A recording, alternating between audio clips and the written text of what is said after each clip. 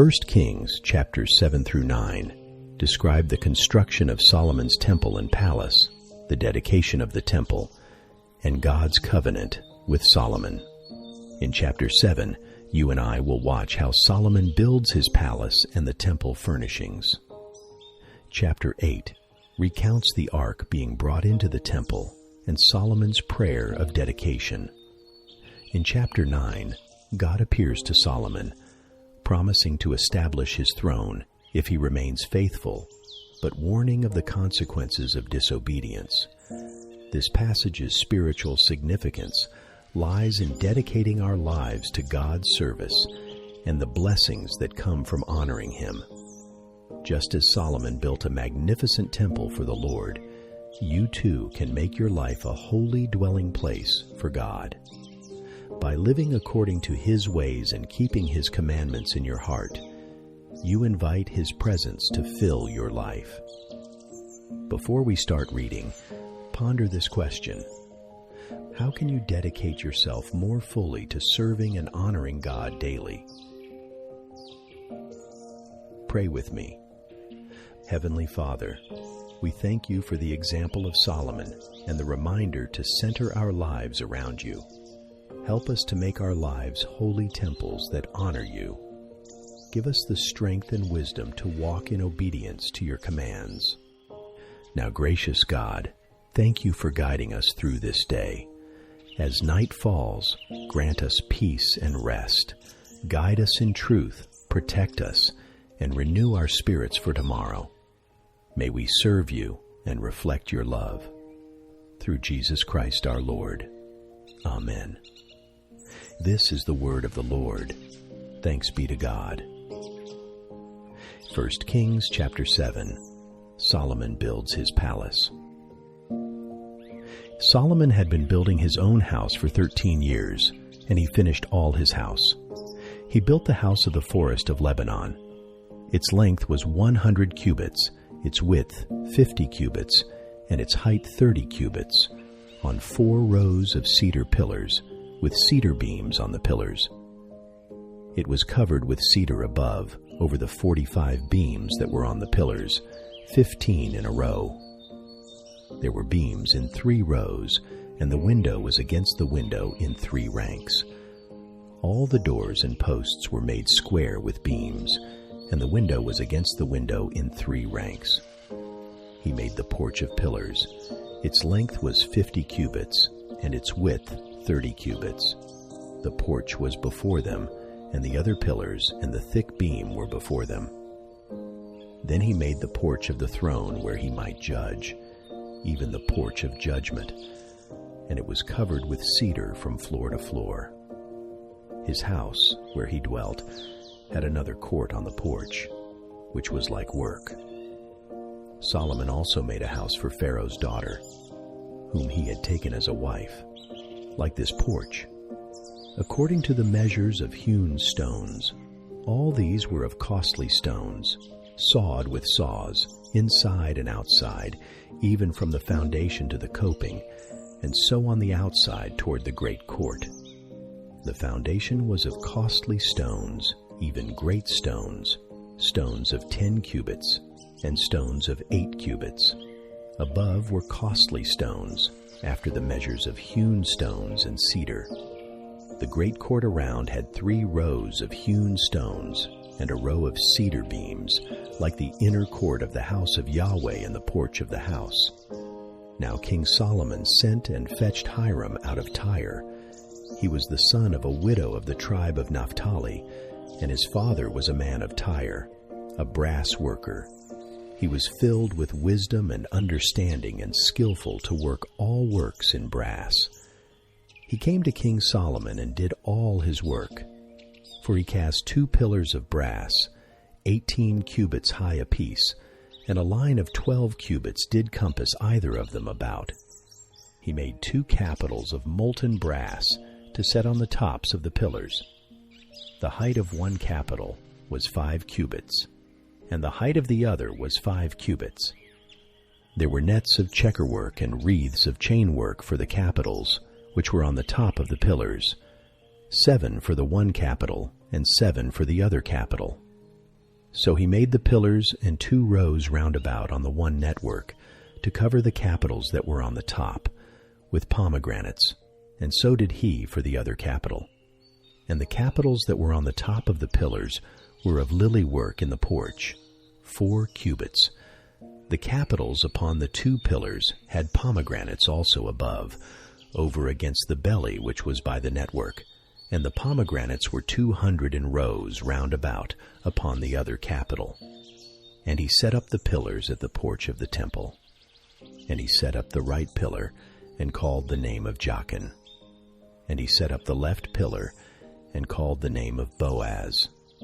And upon the top of the pillars was lily work. So was the work of the pillars finished.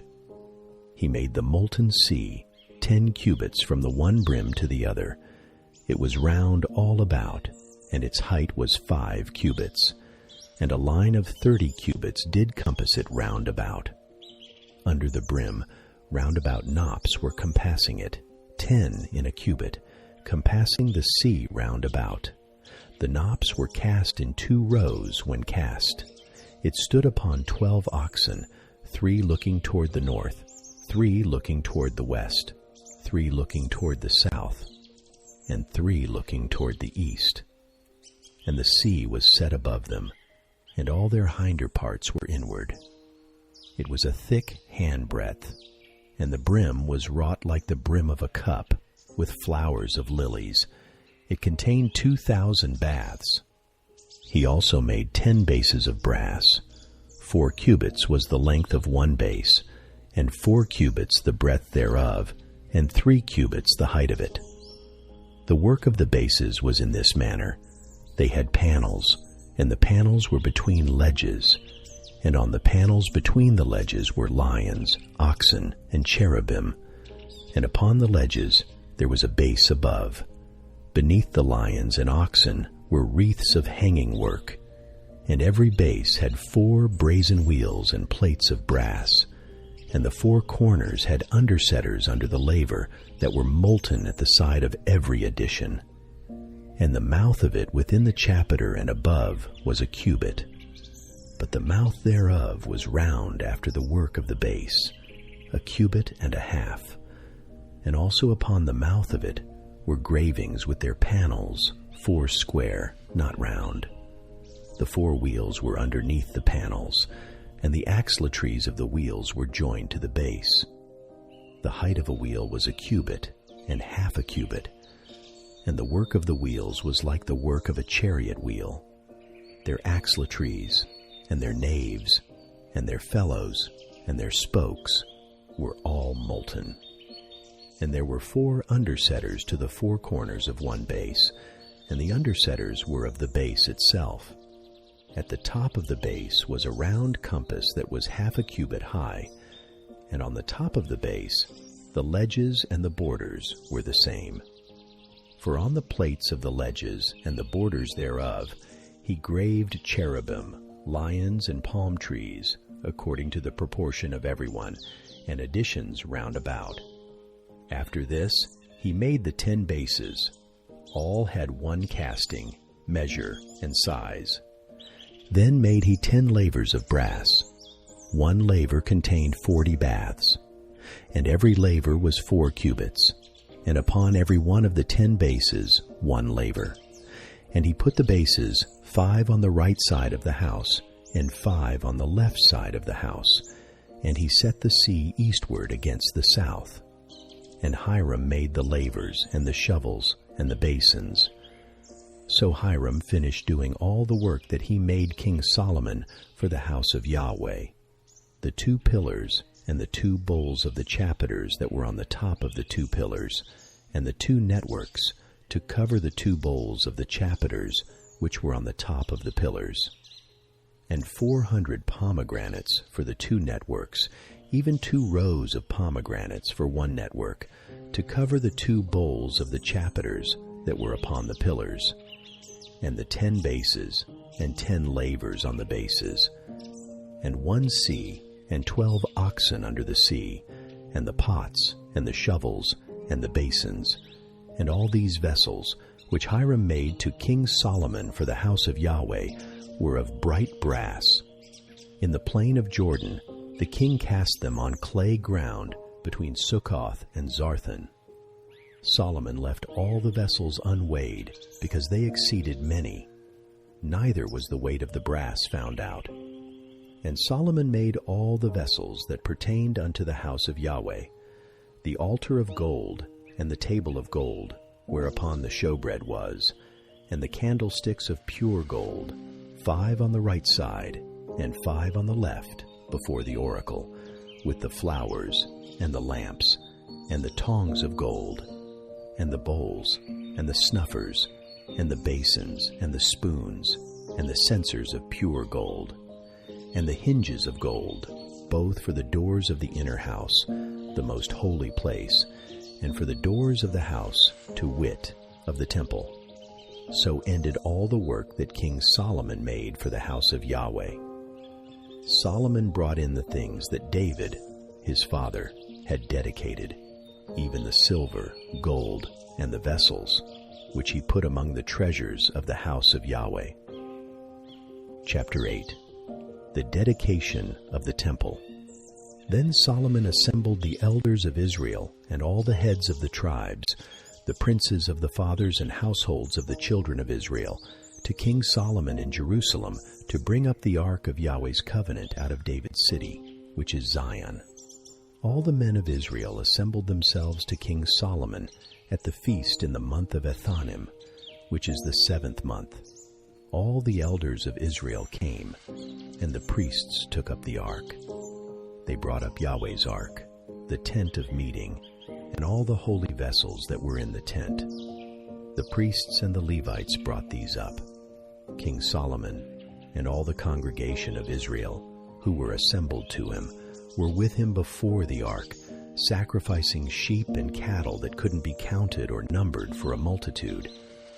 The priests brought the ark of Yahweh's covenant to its place, into the inner sanctuary of the house, to the most holy place, even under the cherubim's wings.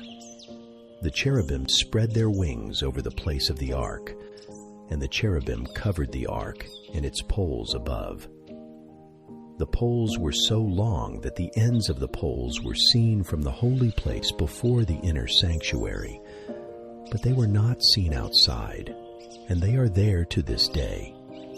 There was nothing in the ark except the 2 stone tablets that Moses put there at Horeb, when Yahweh made a covenant with the children of Israel when they came out of the land of Egypt. When the priests had come out of the holy place, it came to pass that the cloud filled Yahweh's house, so that the priests could not stand to minister because of the cloud. For Yahweh's glory filled Yahweh's house. Then Solomon said, Yahweh has said that he would dwell in the thick darkness. I have surely built you a house of habitation, a place for you to dwell in forever.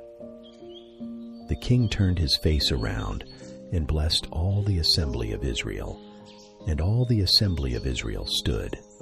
He said, Blessed be Yahweh, the God of Israel, who spoke with his mouth to David, your father, and has with his hand fulfilled it, saying, Since the day that I brought my people Israel out of Egypt, I chose no city out of all the tribes of Israel to build a house, that my name might be there.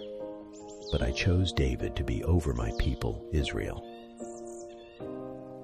Now, it was in the heart of David, my father, to build a house in the name of Yahweh, the God of Israel. But Yahweh told David, my father, Whereas it was in your heart to build a house for my name, you did well that it was in your heart. Nevertheless, you shall not build the house, but your son shall come forth out of your loins and build the house for my name. Yahweh has performed his word that he spoke, for I have risen up in place of David, my father, and sit on the throne of Israel, as Yahweh promised, and have built the house for the name of Yahweh, the God of Israel. There I have set a place for the ark, which is the covenant of Yahweh, which he made with our fathers when he brought them out of the land of Egypt. Solomon stood before the altar of Yahweh in the presence of all the assembly of Israel. He spread out his hands toward heaven, and he said, Yahweh, the God of Israel, there is no God like you, in heaven above or on earth beneath, who keeps covenant and loving kindness with your servants, who walk before you with all their heart, who have kept with your servant David my father that which you promised him. You spoke with your mouth and have fulfilled it with your hand, as it is this day. Now therefore, Yahweh, the God of Israel, keep with your servant David my father that which you have promised him, saying, There shall not fail you a man in my sight to sit on the throne of Israel, so that your children take heed to their way, that they walk before me as you have walked before me. Therefore, God of Israel, let your word, I pray you, be verified, which you spoke to your servant David my father. But will God indeed dwell on the earth? Behold, heaven and the heaven of heavens can't contain you, how much less this house that I have built? Yet have respect to the prayer of your servant, and to his supplication, Yahweh my God, to listen to the cry and to the prayer which your servant prays before you this day, that your eyes may be open toward this house night and day, even toward the place of which you have said, My name shall be there. To listen to the prayer which your servant shall pray toward this place. Listen to the supplication of your servant and your people, Israel, when they shall pray toward this place. Yes, hear in heaven your dwelling place, and when you hear, forgive. If any man sins against his neighbor, and an oath is laid upon him to cause him to swear, and the oath comes before your altar in this house, then hear in heaven, and do, and judge your servants, condemning the wicked, to bring his way upon his head, and justifying the righteous, to give him according to his righteousness. When your people Israel are struck down before the enemy, because they have sinned against you, if they turn again to you, and confess your name, and pray and make supplication to you in this house, then hear in heaven, and forgive the sin of your people Israel, and bring them again to the land which you gave to their fathers. When heaven is shut up, and there is no rain because they have sinned against you, if they pray toward this place, confess your name, and turn from their sin when you afflict them, then hear in heaven, and forgive the sin of your servants and of your people Israel, that you may teach them the good way in which they should walk, and send rain upon your land, which you have given to your people for an inheritance. If there is famine in the land, if there is pestilence, if there is blight, mildew, locust, or if there is caterpillar, if their enemy besieges them in the land of their cities, whatever plague, whatever sickness there is, whatever prayer and supplication is made by any man or by all your people, Israel, who shall know every man the plague of his own heart, and spread forth his hands toward this house, then hear in heaven your dwelling place, and forgive and act, and give to every man according to all his ways, whose heart you know. For you, even you only, know the hearts of all the children of men, that they may fear you all the days that they live in the land which you gave to our fathers. Moreover, concerning the foreigner, who is not of your people Israel, but comes out of a far country for your name's sake, for they shall hear of your great name, and of your strong hand and your outstretched arm, when he shall come and pray toward this house. Hear in heaven your dwelling place, and do according to all that the foreigner calls to you for, that all the peoples of the earth may know your name, to fear you, as do your people Israel, and that they may know that your name calls this house which I have built. If your people go out to battle against their enemy, by whatever way you shall send them, and they pray to Yahweh toward the city which you have chosen, and toward the house which I have built for your name. Then hear in heaven their prayer and their supplication, and maintain their cause. If they sin against you, for there is no man who doesn't sin, and you are angry with them, and deliver them to the enemy, so that they carry them away captives to the land of the enemy, far off or near. Yet if they shall bethink themselves in the land where they are carried captive, and turn again, and make supplication to you in the land of those who carried them captive, saying, We have sinned, and have done perversely, we have committed wickedness, and so return to you with all their heart, and with all their soul, in the land of their enemies, who carried them captive, and pray to you toward their land, which you gave to their fathers, the city which you have chosen, and the house which I have built for your name. Then hear their prayer and their supplication in heaven your dwelling place, and maintain their cause.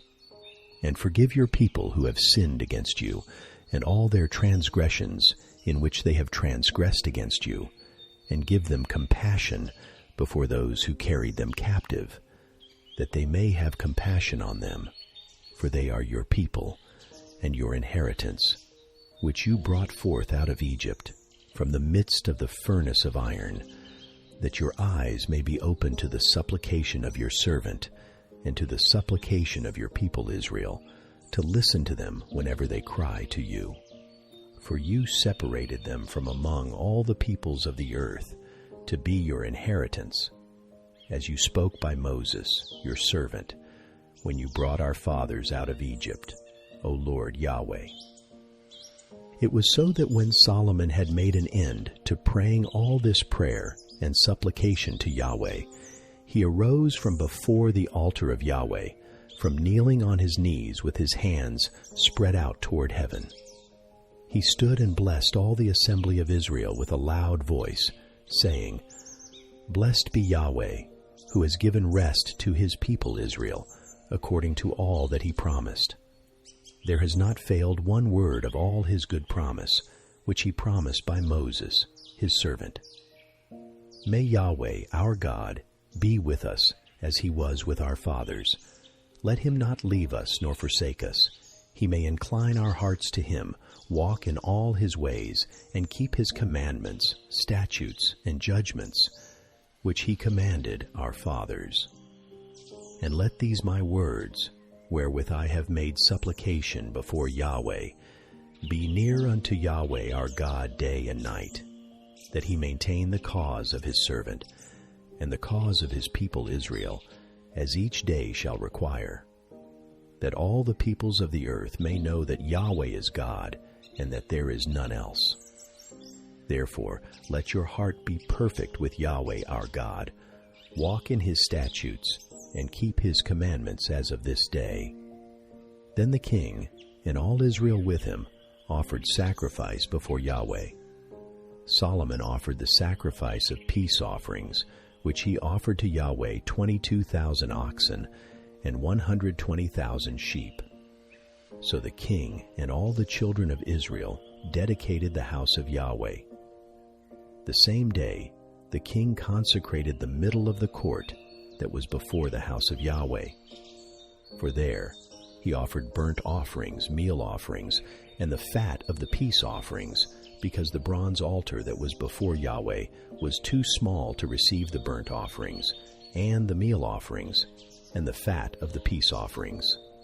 At that time Solomon held the feast, and all Israel with him, a great assembly, from the entrance of Hamath to the brook of Egypt, before Yahweh our God, 7 days and 7 days, even 14 days. On the 8th day he sent the people away, and they blessed the king, and went to their tents, joyful and glad of heart, for all the goodness that Yahweh had shown to David, his servant, and to Israel, his people. 1 Kings, chapter 9. God's second appearance to Solomon. It happened when Solomon had finished the building of Yahweh's house, the king's house, and all Solomon's desires, which he was pleased to do, that Yahweh appeared to Solomon the second time, as he had appeared to him at Gibeon. Yahweh said to him, I have heard your prayer and supplication that you have made before me. I have made this house holy, which you have built, to put my name there forever. My eyes and my heart will be there perpetually. As for you, if you walk before me, as David your father walked, in the integrity of heart and in uprightness, to do according to all that I have commanded you, and will keep my statutes and my ordinances, then I will establish the throne of your kingdom over Israel forever, as I promised to David your father, saying, There shall not fail you a man on the throne of Israel. But if you turn away from following me, you or your children, and not keep my commandments and my statutes which I have set before you, but go and serve other gods and worship them, then I will cut off Israel out of the land which I have given them. And this house, which I have made holy for my name, I will cast out of my sight, and Israel will be a proverb and a byword among all peoples. This house will become a heap of ruins. Everyone who passes it will be astonished and hiss, and they will say, Why has Yahweh done thus to this land and this house? They will answer, Because they forsook Yahweh, their God, who brought their fathers out of the land of Egypt, and have embraced other gods, and worshipped them, and served them. Therefore, Yahweh has brought all this evil on them. Solomon's other activities. It happened at the end of 20 years, in which Solomon had built the two houses, the house of Yahweh and the king's house. Now Hiram, the king of Tyre, had furnished Solomon with cedar trees and fir trees, and with gold according to all his desire. That King Solomon gave Hiram 20 cities in the land of Galilee. Hiram came out from Tyre to see the cities that Solomon had given him, and they didn't please him. He said, What kind of cities are these which you have given me, my brother? He called them the land of Cabul to this day. Hiram sent 120 talents of gold to the king. This is the reason for the levy that King Solomon raised, to build Yahweh's house, and his own house, and Millo, and the wall of Jerusalem, and Hazor, and Megiddo, and Gezer.